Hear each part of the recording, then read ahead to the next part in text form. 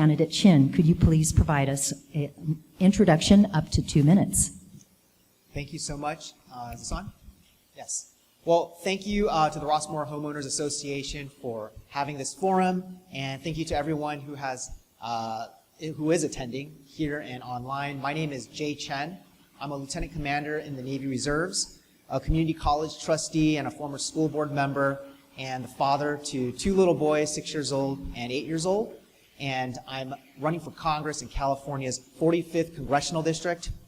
I actually know the surrounding community pretty well. I was a drilling reservist at Los Alamitos Joint Forces Training Base for 8 years, and this is a wonderful community, and I'm really glad to be here. But I also need good representation in Congress. I'm running for Congress because DC is broken, and we have far too many career politicians who are more interested in serving their special interests and their donors than serving the people who elected them. And one of the things I valued most about my service in the military is the fact that we don't discuss politics or party. We work together to accomplish the mission, and we need more of that in Washington, D.C. right now. And I was deployed to the Middle East in 2020 for Operation Inherent Resolve, the campaign to defeat ISIS, and I watched as the pandemic broke out, not just in the Middle East, but in the United States, and I watched how badly that was mishandled. And then, upon my return home, I saw the insurrection, the attempt to undo the will of the people in Washington, D.C. I did not serve abroad to serve my nation, to come home to that kind of chaos, and that's one of the reasons why I'm running. I want to address several issues. Chief among them is inflation and getting our economy back on track, making sure that we enact sensible gun violence legislation, since I'm the father of 2 little boys, and the fact that we have active shooter drills completely appalls me. And also want to make sure that women continue to have the right to make their own health care decisions. Those are some of my priorities, and I look forward to meeting all of you and answering your questions. Thank you so much. Good evening, Candidate Chen. I'm Gary Stewart from the RHA Board of Directors, and I'm going to be asking you your first question this evening. This year, there was a major nationwide redistricting effort aimed at serving our underrepresented populations and ethnicities. In fact, many of our existing district lines were shifted, and we now have both different boundaries and different representation. Would you speak to the issues of diversity and inclusion and give an example of how you plan to represent the many different needs and interests in our community? Thank you for that question.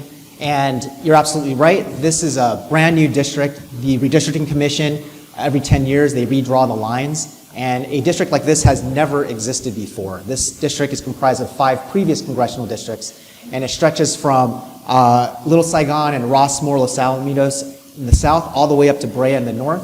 And this is actually a Asian plurality seat, or an Asian influence seat. The district is 37% Asian, 20% Latino. It's one of the most diverse districts in the country. And it's important that we have representatives who appreciate that diversity and can reach out in language. Puedo hablar español y también yo puedo hablar chino. 我会说中文，我也会说西班牙语。我觉得这会讲不同的语言是非常非常的重要。We need representatives who will embrace diversity and recognize that it is part of our strength. And as a part of that, even though I'm running for Congress right now, my campaign has been conducting citizenship workshops for the surrounding community. Anyone who wants to learn how to pass the citizenship test and become an American, they can come to our campaign office, and we're willing to spend the time and resources to teach them.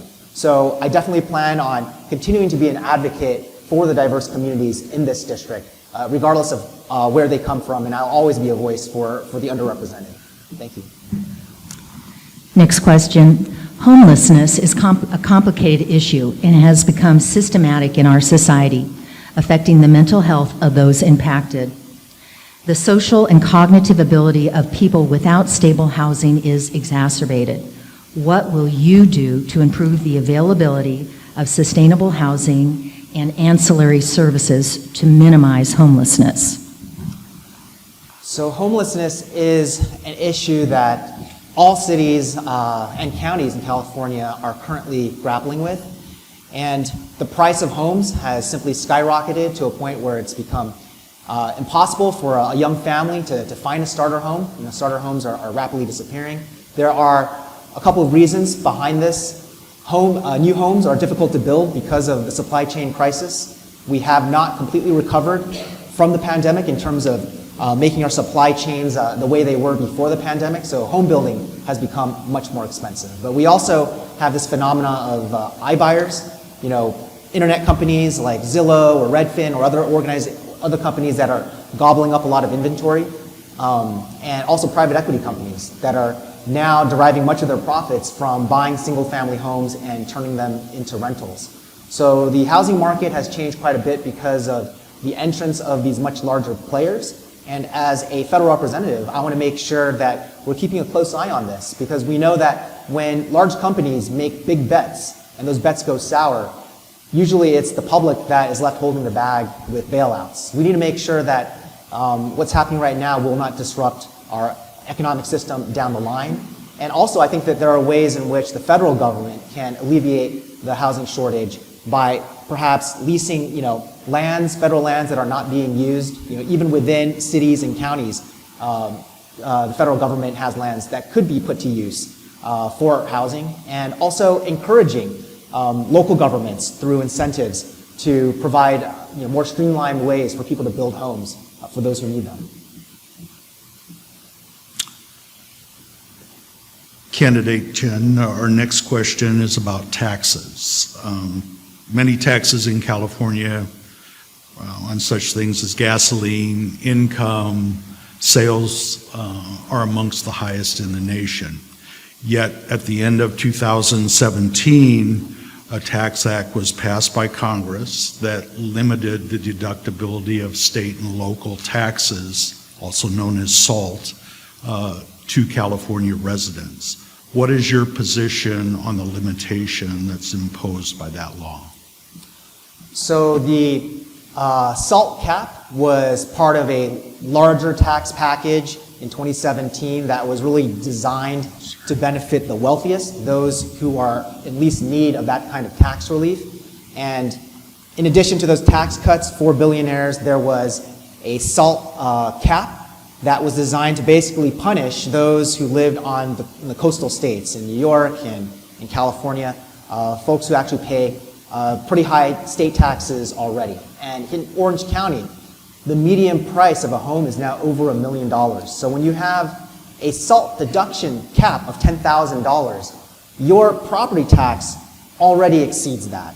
So this was a punitive measure, and I fully support raising or eliminating that SALT cap, bringing back to where it was, and I'm disappointed that my opponent, despite having an opportunity to address that issue, has not done that. I think that is one of the most punitive measures that have been enacted, and it's something that I fully stand behind in terms of either repealing or raising. Fourth question and final question. Do you believe the government has a right to dictate or to limit a woman's health care choices, including childbirth? I am horrified that little girls today have fewer rights than what their grandmothers grew up with. And the repeal of Roe v. Wade was an absolute mistake, and I am beyond disappointed that Michelle Steele signed the amicus brief to overturn Roe v. Wade, and later on co-sponsored a bill called Life at Conception Act, which would make abortion illegal. It would create a federal ban on abortion without any exceptions, and I wish that she was here to actually explain her vote, her decision to back that bill. The right for a woman to make her own health care decisions should be absolute, and we need to get government out of these very, very personal decisions, and I would fully support bringing back Roe v. Wade, codifying it through federal legislation. And we have to know that here in California, even though we have state laws that may protect us, if they pass a federal ban, that will override whatever state protections we have. So when representatives claim, well, it's just a state issue, and a federal ban is just a hypothetical, it's only hypothetical until you vote on it, and then it's no longer a state issue. And my opponent has made clear her stance on a federal ban on abortion without exceptions. That's what she wants, and we need to stop that.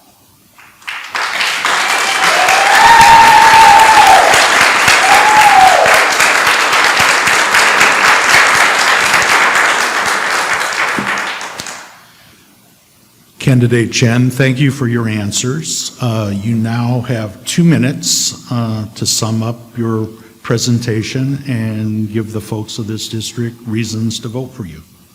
Well, thank you again to the Rossmoor Homeowners Association for holding this event, and to everyone who has attended, and also to the candidates. I saw Kim Carr, Deidre Tuhan Nguyen.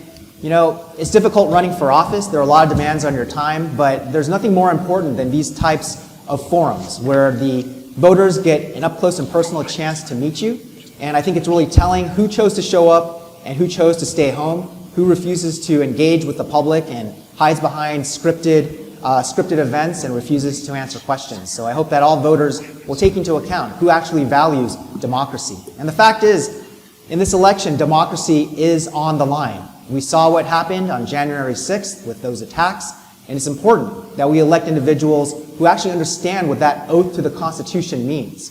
I took that oath not just as a community college board member or as a school board member, but I took an oath to defend the Constitution as an officer in the U.S. Navy Reserves. And it's not an oath to defend a political party or any individual. It's an oath to defend the Constitution. We need people who really understand that.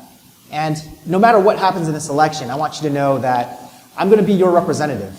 My hope is that people do not just make or cast their votes based on political party, but they'll actually take a look at what these individuals have done and what they plan to do.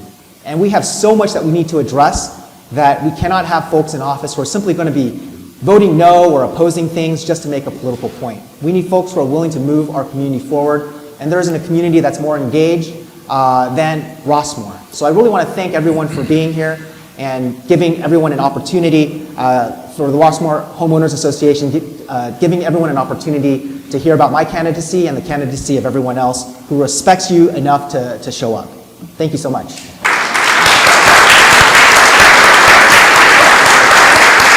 Thank you, Candidate Chen.